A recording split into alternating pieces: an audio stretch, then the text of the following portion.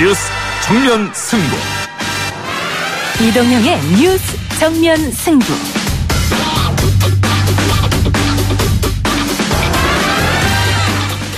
네, 안녕하십니까. 이동형 작가 휴가로 이번 주 한 주 정면 승부 스페셜 MC를 맡게 된 이현경입니다.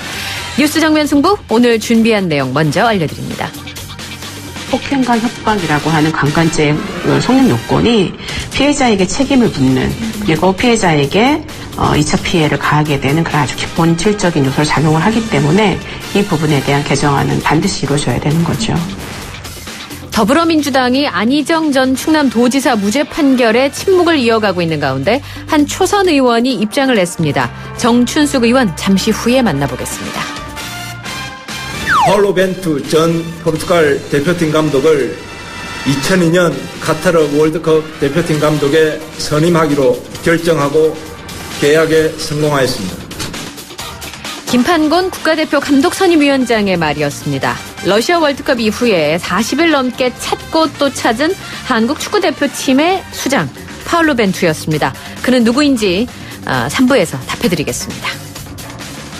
면허를 취소할 이익보다 면허를 유지해야 할 이익이 훨씬 크다는 것이 면허 자문회의의 다수 의견이었습니다. 근로자의 고용 불안, 소비자 불편, 소액주주 손실 등 항공산업 발전에 미치는 부정적 영향이 매우 크고. 네, 면허 유지로 결정이 났네요. 진에어 사업권 얘기입니다. 대량 실직 우려 등 부정적 파장을 고려했다는 것이 정부의 설명인데 아직 끝나지 않았습니다. 갑질 경영에 대한 책임은 유효한데요. 진에어 노조위원장의 말을 들어보겠습니다. 상병 지창욱입니다. 충성 팔도 역을 맡은 상병 김하늘입니다. 반갑습니다. 신흥무관학교에서 지청소년 역할을 맡은 이병 김성규입니다. 배우 지창욱, 강하늘, 인피니티의 김성규 모두 연예인 출신 현역 장병들인데요. 뮤지컬 신흥무관학교 제작 발표회에 이 세 명이 참석했습니다. 현장에 다녀온 김하진 기자, 그리고 우리 연애할 거의 공식 노래꾼 남태우 배우와 4부에서 함께하겠습니다. 8월 17일 금요일 뉴스 정면 승부 시작하겠습니다.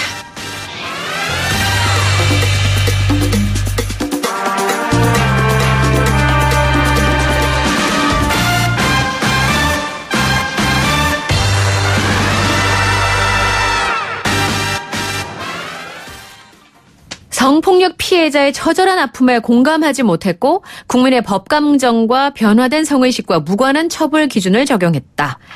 안희정 전 충남도지사 무죄 판결에 대한 더불어민주당 정춘숙 의원의 입장문인데요. 판결 이후에 민주당은 공식 언급은 자제하면서 침묵을 이어가고 있는 상황입니다. 그런데 이런 가운데 초선 의원이 자신의 의견을 소신 있게 밝혔습니다. 이 입장문을 SNS에 올렸는데요. 욕을 먹고 있다 이런 말씀하십니다. 직접 얘기를 좀 나눠보겠습니다. 정춘숙 의원 전화 연결합니다. 의원님 나와 계신가요?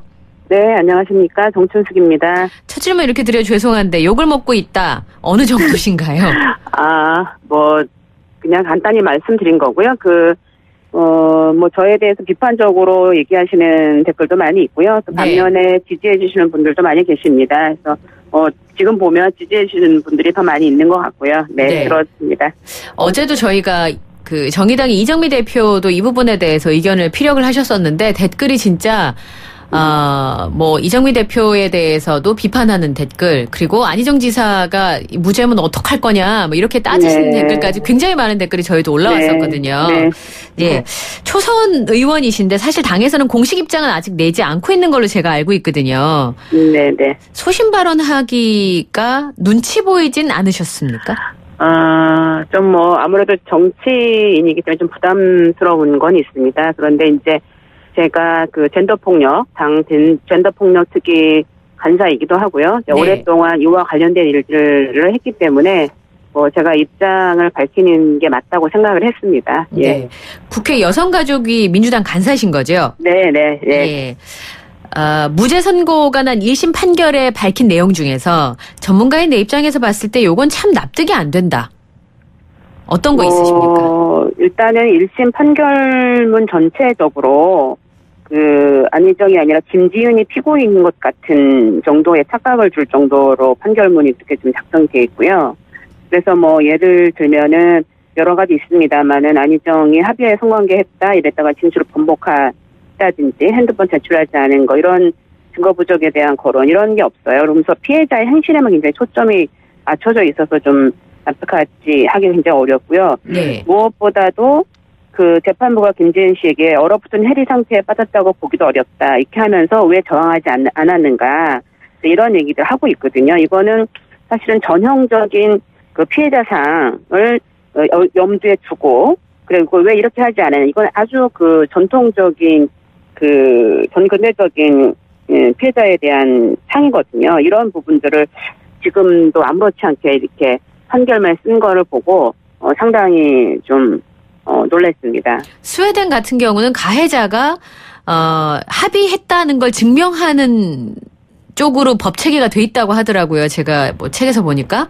네. 근데 우리나라는 피해자가 본인이 거절 의사를 분명히 밝혔음을 증명하게 되어 있다면서요, 법 체계 자체가. 그렇죠. 그러니까 지금까지 그 강간의 구성 요건이 폭행과 협박으로 이 피해자의 저항을 불가능해 할 정도 이렇게 좀 되어 있어요. 그렇기 때문에 사실은 그러니까 피해자가 얼마나 저항했는가에 초점이 맞춰져 있는 겁니다. 그러니까 어떻게 거절 의사를 아주 그렇죠. 격렬하게 설명했는가, 뭐 표현했는가. 예. 네, 맞습니다. 그거에 굉장히 중심이 되기 때문에 사실은 피해자가 피해를 입었는데도 자신이 얼마나 저항했는가를 밝혀내야 되는 이런 이상한 상황에 빠지게 되는 거죠. 그 위력 말하자면 대선 주자였잖아요, 유력. 네. 안전 지사가. 그런데 네. 그런 능력을 가지고 있는 사람이 위력을 썼느냐 안 썼느냐가 중요한데 위력을 네. 사용했다고 볼 만한 증거가 없다는 게 재판부의 판단이죠. 그렇죠. 그렇습니다. 근데 사실은 이 위력적 지위라는 것 자체가 위력이거든요. 그런데 그런 위력적 지위와 위력의 행사를 떼어보는 것 자체가 굉장히 기계적인 논리라고 저는 보고요. 예. 그 다음에 이제 2007년 대법원의 판결을 보면 이 위력이라고 하는 것을 사회적, 경제, 그러니까 폭행이나 협박 이런 게 아니라 하더라도 사회적, 경제적, 정치적 권세를 이용하는 그래서 폭행과 협박이 없다 하더라도 이것을 위력으로 볼 수 있다라고 하는 이미 판시가 있었습니다. 판례가. 그런 거에 비하면 이번 판결은 위력의 범위를 굉장히 소극적으로 사실은 그렇게 표현은 안 돼 있습니다만은 그 폭행과 협박이라고 하는 것들을 전제에 깔고 저항이라고 하는 것을 어떤 판단의 기준으로 보고 얘기한 것이다라는 생각이 들 수밖에 없는 거죠. 네. 뭐 윽박질렀다거나 힘으로 이렇게 하는 것만 위력으로 그렇죠. 그렇습니다. 해석한다는 말씀이시죠? 네네네. 예. 그 피해자답지 못했다라는 지적 부분에 있어서 네. 첫 성관계가 이루어진 당일 저녁에 피해자가 안지사 와인바에 갔다. 그리고 네. 지속적으로 피고인을 지지하고 존경하는 마음을 담은 얘기를 주고받았다. 이런 거를 문제 삼았는데 네. 여성의 전화에서 일을 하셨다면서요. 네네네. 네. 비슷한 뭐 사례가 있었다거나 좀 소개할 만한 내용이 있으시면 좀 말씀을 들을 수 있을까요? 그러니까 김지은 씨 같은 경우도 이제 그런 건데 예를 들면은 한 번 그 성폭력이 있다 하더라도 설마 다음에는 안 그러겠지. 이분도 그렇게 말씀하세요. 이번에 실수하신 거겠지. 이렇게 하면서, 그 다음엔 안 일어날 거라고 기대와 생각을 하면서 이제, 자신의 일상을 억지로 정말 열심히 살려고 노력을 하는 거거든요. 예. 그렇기 때문에 이 피해자가 한 번 피해를 입으면 모든 것이 다 파탄 지경이 돼가지고 아무것도 못할 것이다라고 하는 것도 피해자에 대한 어떤 그 정형화된 모습입니다. 사실은 이 일상적으로 이루어지는, 그러니까는 아주 친밀한 관계에서 그다음에 이루어지는 이 성폭력 사건이 계속 지속되는 경우가 굉장히 많이 있어요. 그럴 네. 때 사람들은 한 번 성폭력이 있었지만 이번에 실수하셨을 거야. 다음엔 안 그러겠지. 뭐 이런 것들을 굉장히 생각을 하게 되죠. 이분이 또 직접 그렇게 얘기를 하기도 했고요. 네. 그런 부분이 있다. 지금 민주당에서는 안희정 전 지사의 무죄 판결과 관련돼서 공식적 논평을 낸 건 없죠, 의원님?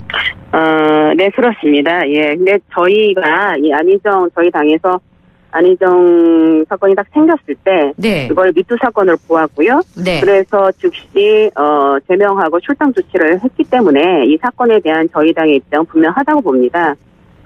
그런데 이제 지금 여러 가지 사정상 지금 발표하기가 좀 어려운 그런 상태인 건데 이 사건에 대한 입장 분명합니다. 네. 그럼 발표를 해야 된다고 보세요? 그래도? 글쎄요, 그 당에서 그거는 뭐 판단해서 마땅한 시기나 뭐 또 때가 있으면 발표할 수도 있다라고 생각을 합니다. 네.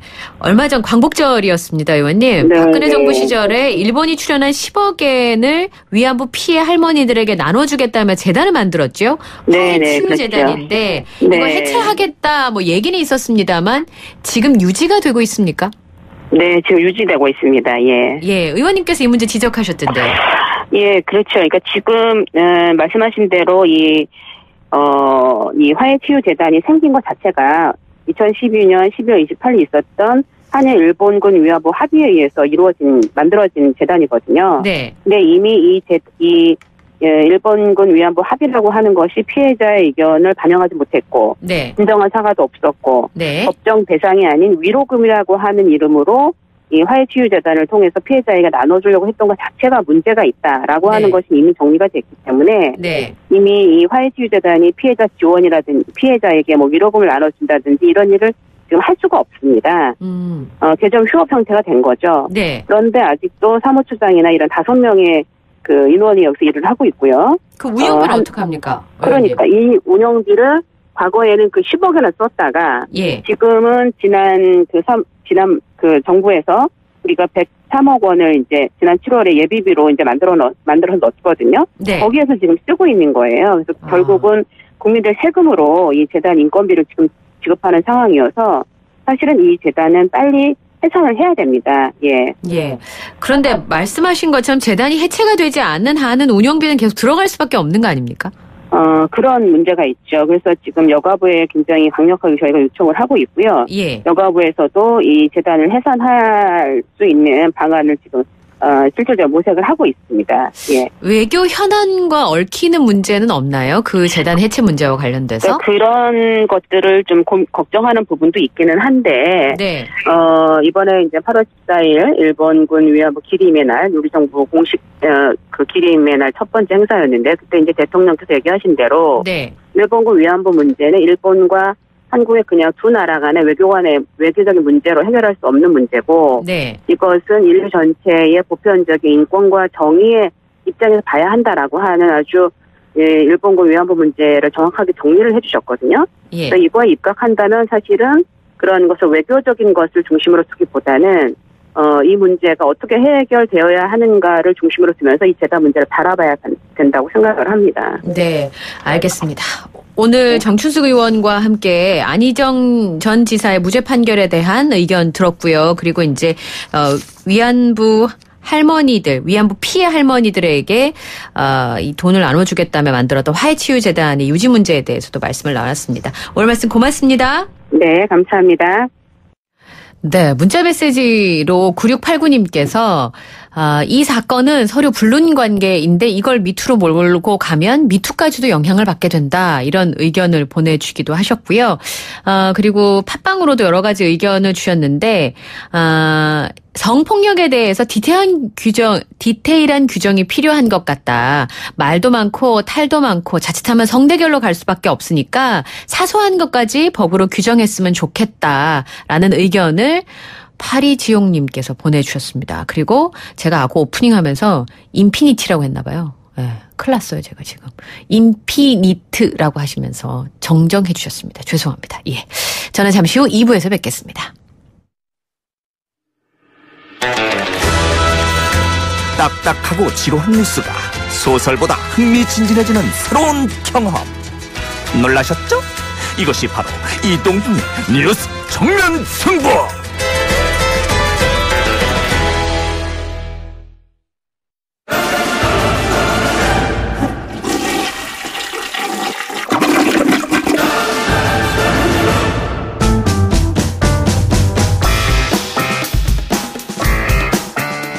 이동영의 뉴스 정면승부 2부 최강변기 시작하겠습니다. 날마다 쏟아지는 수많은 이슈를 대한민국 최강 변호사 그리고 최고의 기자가 시원하게 뚫어드리죠. 노영희 변호사 그리고 아시아경제 장영진 기자 두 분과 함께하겠습니다. 어서 오십시오. 네, 안녕하십니까. 네. 오늘 빅 이슈라 하면 김경수 지사 영장 실질심사 내용 아니겠습니까? 그렇죠. 예. 지금 서울구치소에 대기 중인가요? 그렇습니다. 그러니까 오전 10시 반부터 영장 실질 심사가 시작됐고요. 약 2시간 30분 동안 진행이 됐습니다. 그래서 오후 1시쯤에 김경수 지사가 나왔는데요. 그때부터 영장이 발부 혹은 기각될 때까지 원래는 검찰청에 기다리고 있거나 아니면은 구치소 혹은 인근 경찰서 유치감 등에서 기다려야 되는데 아무래도 언론을 좀 눈을 피하려면은 서울구치소가 낫겠죠. 그래서 최근 들어서 서울구치소에 그냥 바로 가시는 경우가 상당히 많습니다. 저는 그래서 원래 서울구치소가 원래 그 순서인 줄 알았어요. 맨날 서울구치소 대기 중 이런 기사가 나와가지고. 원래는 그 전까지는 뭐 이게 재작년까지만 해도 사실은 서울중앙지검에 와서 대기하고 있었어요. 그런데 중앙지검에 있으면은 실제로 영장이 발부됐을 때 그 영장 집행하는 과정이 고스란히 언론에다 드러나거든요. 그러니까 그거를 안 하기 위해서 차라리 기각돼서 걸어 나오는 건 보여도 상관없으니까. 예. 그래서 바로 서울구치소 바로 가는 것으로 알려져 있습니다. 김 지사는 오늘 영장 실질심사에서 모든 것을 다 성실하게 다 밝혔다라고 얘기했고요. 특검 측의 최득신 특검보는 겸허하게 결과를 지켜볼 것이다라고 밝혔습니다. 네. 그 김경수 지사가 법정에 나오면서 기각될 거란 자신감을 보이기도 했다고 하던데요. 사실 이제 법조인들의 다수는 네. 좀 기각 가능성이 높은 게 아니냐 이런 얘기 많이 하거든요. 네. 네, 제가 판단하건대 영장을 발부하는 사유는 뭐 증거인멸, 도주우려, 범죄의 중대성이거든요.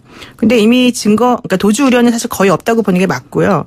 증거인멸의 가능성도 사실은 거의 없다고 보여집니다. 왜냐하면 모든 증거를 다 특검이 가지고 있기 때문에. 예. 그렇다면은 이 사건 범죄가 얼마나 중대한가를 봐야 되는데 특검은 사실은 그 김경수 지사가 정치인으로서 이 드루킹이라고 하는 사람과 공모해서 이런 식의 범죄를 저지른 건 매우 중대한 범죄라고 얘기를 해요. 예. 그래서 영장을 청구했다고 하는데 실제 이 범죄는 5년 이하의 징역이나 1,500만 원 이하의 벌금에 처해지는 범죄이기도 하고 이게 1995년 12월 29일 날 만들어진 범죄인데 사실은 지난 20몇 년 동안 한 번도 구속된 적이 없어요. 이 사건 때문에. 이런 것 때문에. 그러니까 사실은 그동안에는 벌금형 정도만 받았던 건데요. 네. 그래서 처음에 드루킹 씨도 본인이 이 사건으로 그 기소가 되고 구속이 되었을 때 빨리 혐의를 인정하고 나가자.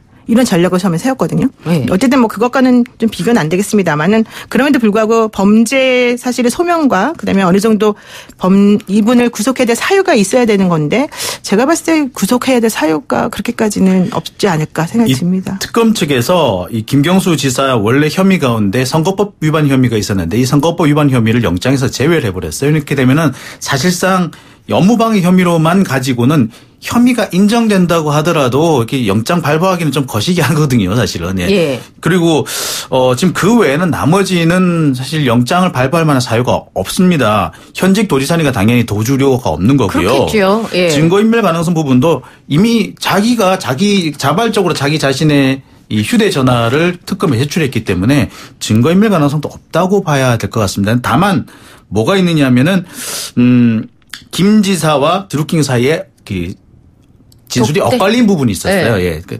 대질신문에서 예. 이 부분에서 과연 누구 쪽의 진술에 더 신빙성이 있다고 판단할 것이냐에 따라 가지고 네. 영장이 발부될 가능성도 전혀 배제는 못합니다. 대한민국 국민들이 판사 이름을 이렇게 정확하게 심지어는 뭐 스펙까지도 다 알게 된 게 저는 방송 20년 했는데요. 최근 한 3년? 그렇죠. 한 2년 사이에 있었던 일인데 그렇죠. 이번에 나오신 판사분은 어떤 분이신가요? 박범석 판사님 네, 박범석 판사님은 26기 사법연수원 26기시고 서울대 사법학과 나오시고 전남 영암 출신이니까 이거 봐요. 우리가 저런 걸 저절로 관심 있어서 어디 출신이신 판사님인가 지금 다 알게 되는데. 근데 이분이 특이한 건 이명박 전 대통령에 대해서 영장을 발부했던 분이고 신현희 전 강남구청장에 대해서 영장을 발부했죠. 그런데 이명희 전 이루재단 이사장 그 대한항공 관련 그분에 대한 영장은 기각을 했고요. 그리고 더 중요한 게 이분이 2013년도에 대법원에서 재판연구관으로 근무를 했습니다. 재판연구관으로 근무한다는 것의 의미는 당시 대법원에 온 중요 사건들에 대해서 본인이 그 배당된 부에서 그 뭐 유죄냐 무죄냐 법리가 뭐냐 이걸 잘 따져가지고 이제 그 판결문에 초안 같은 걸 작성해주고 이런 분을 말하거든요. 그렇다면 우리가 지금 알고 있는 2013년도에 있었던 여러 가지 사법농단 있었잖아요. 특히 뭐 일제징용 관련된 사건 같은 요즘 경우. 네, 그렇죠. 그 사건 관련해서 사실은 좀 관여를 했을 가능성이 있죠. 2008년부터 2013년, 14년까지 법원 행정처 심의관, 그다음 대법원 재판연구관 등을 차례로 지냈습니다. 그러니까 쉽게 말해서 양승태 대법원장 시절에 아주 잘 나가는 판사였습니다. 네, 어쨌든 그래서 그분이 근데 사실은 이 양승태 사법농단 관련 영장을 전부 다 기각시킨 분이라는 거가 중요하죠. 참 상반된 측면이 있네요. 그렇죠? 네. 그래서 상당히 어떤 분은 이분의 재판 결과를 믿을 수 없다고 미리 그냥 예단하신 분들도 있고요. 예. 하지만 또 뭐 그거 자기와 직접적인 연관이 있는 사건이 아니니까 충분히 뭐 알아서 잘 판단할 것이다라는 분도 계시고요. 네.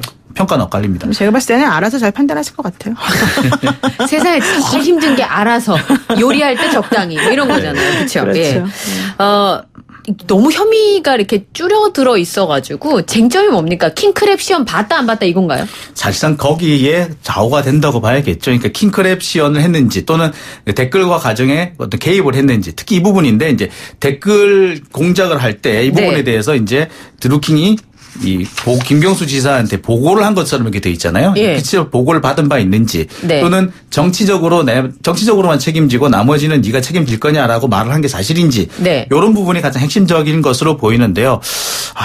그렇다고 하더라도 사실 조금 영장이 나올 건지는 조금 더 지켜봐야 될 것 그런데 같습니다. 이번 사건에서 핵심이 되는 거는 드루킹이 말이 자꾸 바뀐다는 거거든요. 그렇죠. 드루킹이 킹크랩 시연을 여러 명의 경공모 현이 있는 앞에서 김 지사에게 했고 김 지사가 동의하는 뜻으로 고개를 끄덕였다. 이제 이렇게 얘기를 처음에 했는데 사실 이번에 나온 것은 드루킹이 다시 말을 바꿔서 내가 독대했다. 맞아요. 독대했다 네, 그랬잖아요. 김 지사랑 독대했다 이렇게 말을 해버렸어요. 그러면 그동안에 다른 사람들은 사실은 김 지사에게 킹크랩 시연을 했는지 안 했는지 모른다는 게 첫 번째 이제 빠져나갈 수 있는 상황이 되는 거고 또 하나는 이번에 특검이 이제 마지막까지 숨기고 있다가 결정적인 스모킹 건이라고 해서 제출했던 이번에 영장실질심사에 나왔던 그 로그 기록들 그러니까 2016년 11월 9일 7시 저녁 7시에서 8시 사이에서 네이버에서 그 댓글 조작이 의심되는 기사와 관련된 뭐 아이디와 IP가 뭐 있었고 그래서 결과적으로는 뭐 그 당시에 킹크랩이 고동이 됐었으니까 당연히 이거는 보았을 것이다라고 하는 그 특검의 주장이 사실은 이 드루킹이 나 독대했다라고 하는 순간 사실은 무너져 버린 거죠. 왜냐하면 네. 다른 방에서 다른 식으로 했을 수 있기 때문에. 예, 알겠습니다. 노영희 변호사님 얘기를 좀 해볼까요? 당사자가 당사자 얘기하는 건 어떨지 모르겠네요. 네네. 어제 검찰 가셨어요? 참고인으로? 네네. 제가 참고인으로 갔다 왔습니다. 사진 보니까 제가 아는 노영희 그 변호사님 맞더군요. 늘상 네네. 입으시는 옷으로 갔다 네네. 왔는데 무슨 일로 다녀오셨어요? 제가 2013년부터 15년까지가 대한변협 수석대변인으로 근무하고 있을 때였는데 네.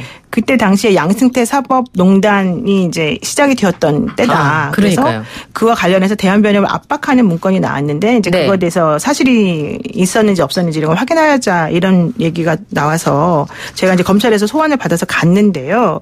그동안에는 대법원에서 공개한 그 문건에서는 변협 압박방안이라고 하는 문건이 3건 정도 나왔고요. 네. 특히 그중에서 대한변협 그 2013년부터 15년 사이에 있었던 저희 집행부 때의 건이 2개가 있었어요. 근데 제가 어제 확인하고 온 것은 그것까지 포함해서 10가지 정도가 돼요, 문건이. 그러니까 그거는 나머지 한 7, 8가지 정도 되는 문건은 임종원 실장의 USB에서 나온 것으로 보인다. 생각이 돼요. 그런데 예. 그 내용들은 언론에 공개된 것을 어떻게 하면 구체화시킬 것인가 뭐 이런 내용들이었었습니다. 그러니까 대한변협이 선거법원 만드는 거에 반대하니까 그렇죠. 이 사람들의 그 성향을 분석해보자. 뭐 또 이 사람들한테 어떻게 할 건지 생각해보자. 이런 문건이 나왔다는 거잖아요. 그러니까 대한변협 위철한 회장을 근데 사실은 그분에 대해서는 그 2014년 8월 25일 날 선거법원 반대 성명을 냈는데 그 이전부터 2013년부터 초기부터 좌충우돌하는 이상한 사람이다 이렇게 써놨더라고요. 그 그러니까 본인에 지금 대해서도 있던가요? 네, 뭐 다 이것저것 다 있었습니다. 그 집행부들에 대해서 있었었는데. 되게 궁금한데 뭐라고 노영희 생각하세요? 변호사께서 지금 상당히 지금 이렇게 그 톤을 낮춰가지고 우회적으로 이제 말씀하고 계신데 오히려, 예. 쉽게 말해서 그 대법원에서 이 대한변협 회장이라는 사람이 이상한 사람이니까 왕따를 시켜라. 이 얘기를 한 거죠. 그러면서 그 주변에 있는 사람 그 대한변협 회장뿐만 아니라 그 집행부들 다 이상한 사람이야. 이 사람 이게 이상하고 저 사람 저게 이상하고 그러니까 이 사람들을 다 시켜.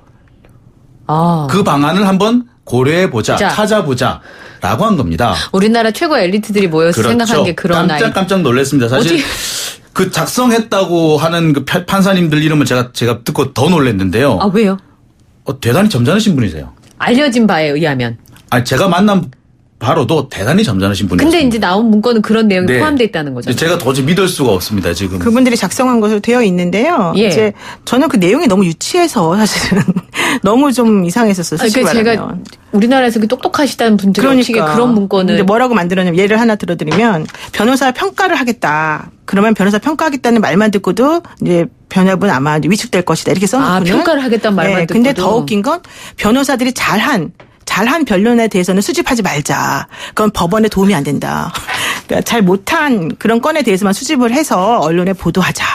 이렇게 나온 거예요. 그러면서 근데 그렇게 되면 변호사들이 판사가 자기를 평가했는데 못한 사람으로 나온다. 이걸 의식하는 순간 제대로 변론을 하겠습니까? 판사가 나를 뭐라고 하는 순간 우리 애들이 저 사람 절대 선임 안 해 이렇게 될 텐데. 그러니까 그런 거를 거기다 써놓고 이게 실행은 안 해도 정말 압박 방안이 될 거니까 이렇게 할 거라고 말을 해주자. 이런 식으로 나와 있는 거예요. 그러니까 저는 그게 너무 이게 사실 그렇습니다. 이렇게 법조계가 좁다면 좁은 곳인데 예, 그래서 네. 판사님들이 어떻게 어떤 변호사에 대한 어떤 평을 한마디를 딱 했을 때 그러니까 대단히 좀 직설적으로 이렇게 안 좋은 평가를 하게 되면 소문이 쫙 퍼지거든요. 그러니까 그렇죠. 변호사뿐만 아니라 법조인들의 주로 어법이 뭐냐면은 물에 물 탄 듯 술에 술 탄 듯 하면서 약간 자기 생각을 살짝 비치는 듯한 분인 그 멋있는 말로 완곡어법이라고 합니다. 완곡하게 이렇게 표현을 하는데 여기에 이제 직설적으로 탁 찝어서 얘기하면 소문이 쫙 퍼지게 돼 있거든요.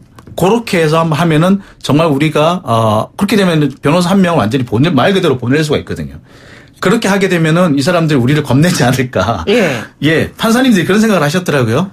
가끔 왜 신문에 그런 거 나잖아요, 변호사님. 판사분들이 이상한 언행을 그 피고인들한테 막 해가지고 설마 진짜 이랬을까? 막 사파 들어있는 그런 신문 기사 있잖아요. 근데 그게 이제 그런 일도 벌어질 수 있구나. 지금 말씀하니까 생각나서 말씀드리는데 그 막말 판사 사건이 사실 벌어진 적이 2013년도에 있었어요. 그래서 판사들 많았어요. 그 성적 내야 된다고 막 그랬잖아요. 그랬는데 우리가 그래서 변협에서 그런 것들에 대해서 막말 판사 이렇게 하면 안 된다 성명서를 냈더니 변협이 성명서를 계속 낸다고. 그러면서 거기 써 있어요. 변협이 이렇게 편협하고 일방적인 성명서를 함부로 내는 것에 대해서 즉시 대응해야 되니까 TF를 만들자. 이렇게 써 있는 거예요. 문건에. 저 딸이 있는 몸인데 훌륭한 판사가 되고 공부를 잘해야 되는 거긴 하지만 그런 얘기하기가 참 그렇네요. 저는 근데 다른 판사님들은 다 좋으신 분으로 알고 있고요. 양승태 대법원장만 그랬던 것 같습니다. 예. 요 정도로 하고요. 저 불교계 얘기를 해봐야 되는데 참 속이 정말 이 성을 걱정하는 이런 시대가 왔어요. 설정 스님이 탄핵됐다는데 진짜예요? 깜짝 놀랄 만한 일이라면서요. 그게. 지난 16일 그러니까 어제입니다. 그 조계종 중앙종회에서 탄핵안이 통과됐는데요. 제적 인원 75명 전원이 참석한 가운데 찬성 56표, 반대 14표, 기권 4표, 부효 1표로 통과가 됐습니다. 지금까지 조계종 총무원장에 대해서 탄핵안이 상정된 적은 꽤 몇 번 되는데요. 실제로 통과된 것은 이번이 처음입니다.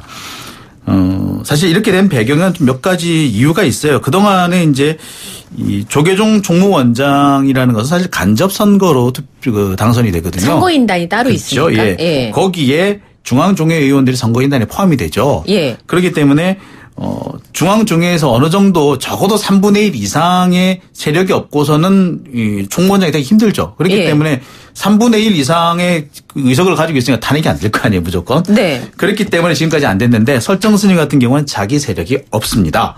자기 직계 세력이라고 해야 되나요? 지지 세력이 현재 중앙종회에는 없어요. 그러다 보니까 이게 탄핵안이 통과된 걸로 보입니다. 탄핵안이 통과됐는데 22일 날 원로 회의를 하거든요. 그때 이제 해임이 될지 말지가 최종 결정이 되는 거죠. 제가 불자가 아니라서 잘 모르겠는데 조계종의 총무원장이 어느 정도 위치면 탄핵이 됐다는 건 우리는 대통령 탄핵밖에 모르잖아요. 이게 뭐냐면 조계종의 가장 큰 어른은 조계종 종정이고요. 행정권을 가진 사람이 조계종 총무원장입니다. 실제적인 그렇죠. 행정을 보시는 분이. 국무총리 정도로 보시면 되는데요. 예. 그리고 조계종 중앙종회라는 것은 국회에 해당이 되고요. 입법부라면서요. 그렇죠. 그다음에 이제 조계종의 이제 원로회의라는 게 있습니다. 연세가 많으신, 근데 좀, 우리가 좋은 표현으로 하자면 덕 높으신 스님들이 있는 데가 그 원로회의가 있는데, 원로회의에서 최종 인준과 추인을 합니다. 예. 근데 거기를 거치게 됩니다만, 지금 상황으로 보자면 아마 추인이 될 가능성이 높아 보입니다. 그렇죠. 이게 표가 되게 많이 나온 거라고 하더라고요. 그렇죠. 쉬운 표가 못 나올 줄 알았는데 6표가, 쉬운 표에서 6표가 더 나와서 이제 기자분들도 예상치 못한 결과였던 것 같은데, 저희가 이제 언론을 통해서 알게 되는 거는 설정 스님에게 자녀가 있었다라는 네, 그렇죠. 의혹 제기, 그다음에 학력 위조 의혹 제기 뭐 이런 것들이었죠. 네, 그러니까 학력 위조 의혹하고 재산 은닉 의혹, 그다음에 은처자, 숨겨둔 딸 얘기였는데 네. 숨겨둔 딸 관련해서는 1990년생인 딸이 있다라고 해서 이것이 맞는지 확인하려고 유전자 검사를 사실은 하려고 세포를 채취해 놨거든요. 그랬는데 그 은처자인 당사자 딸이 사실은 어디 있는지 몰라서 아직까지 유전자 검사 진행을 못하고 있고요. 못했고. 그다음에 학력 위조 의혹은 서울대학교 나왔다라고 그동안 주장해 왔었는데 알고 봤더니 방송통신대학교를 나왔더라. 그래서 이 부분에 대해서는 본인도 인정하고 있는 것으로 알고 있습니다. 이게 이제 뭐냐면 방송통신대가 과거에 서울대 부설이었어요. 근데 저는 스님이 꼭 서울대를 나오셔야 합니까? 사실은 그런 이게 의미가 없는 건데 사실은. 의미가 없는 건데 사실은 그 당시에 절집에서 스님을 좀 활용을 한 거죠. 여기 우리 절에 이렇게 서울대 나온 스님도 와 계셔. 라고 활용을 했던 겁니다. 그때는 뭐 스님이 뭐 내가 나 좋자고 하는 게 아니라 뭐 절집 좋자고 우리 절 좋자고 한 거니까 네. 그냥 넘어갔던 거예요. 근데 나중에 이것을 꼬투리 잡아서 문제 삼으니까 사실 문제가 되는 거죠.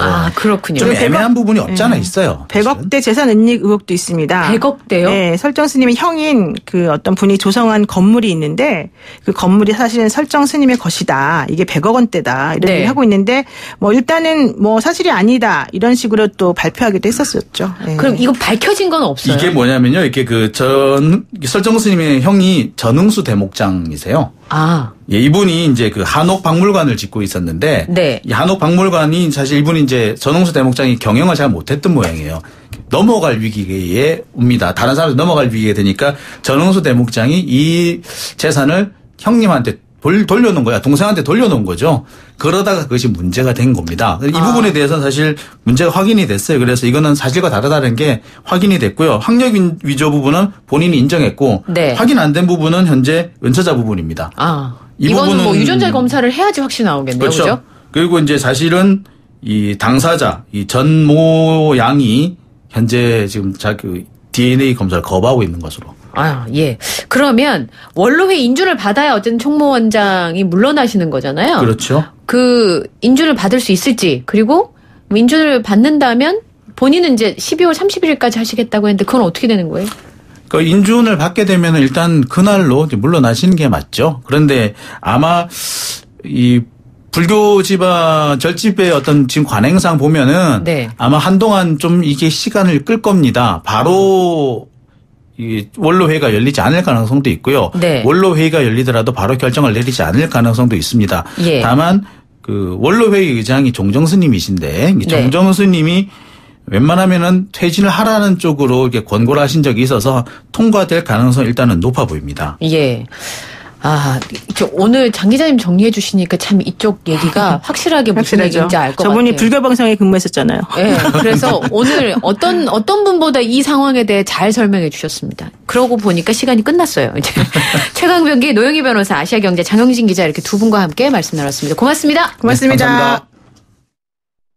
네, 팟빵의 정의386님께서 네, 서울대 정문 앞에서 사진 찍고 스스로 서울대 나왔다고 했다. 이런 내용도 올려주셨고요.